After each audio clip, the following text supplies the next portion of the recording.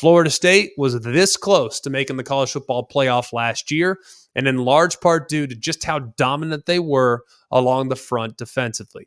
The defensive front was arguably the best in the country at the end of the year. They tied for third in the nation with 46 sacks, and they were number 7 nationally with 100 tackles for loss.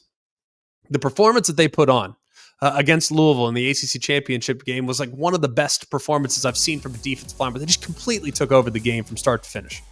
And the pass rush was out of control good. The secondary was excellent, but now you have to replace some guys that took over that game. Jared Verse, Braden Fisk, and Fabian Lovett are all gone. Now, the duo of Joshua Farmer and Darrell Jackson at defensive tackle, I think has a chance to be one of the better groups in the ACC. Patrick Payton returning out of a brief moment in the portal.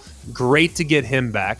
Byron Turner Jr. returns as well. So they added also 3 big additions from the portal. Marvin Jones, I think, has a chance to be this year's version of Jared Verse.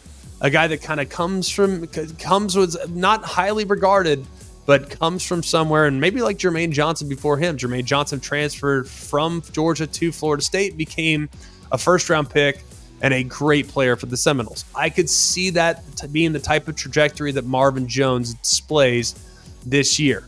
Duro Jaye also has a chance to, I think, be a really good player. And Lolo Hea, those are 2 guys as well that they got out of the portal that could be difference makers. Now, remember, Jones Jr. was a 5-star. Now, a 5-star player. And Duro Jaye was pretty dang big for a guy that can move as well as he does. And Lolo Hea was a second-team Pac-12 selection a year ago. So this group, I think collectively, maybe they won't have quite the same level of star power that they had last year, but I do think they have a chance to collectively be just as good in many ways, even though Jared Verse's absence will be almost impossible to account for.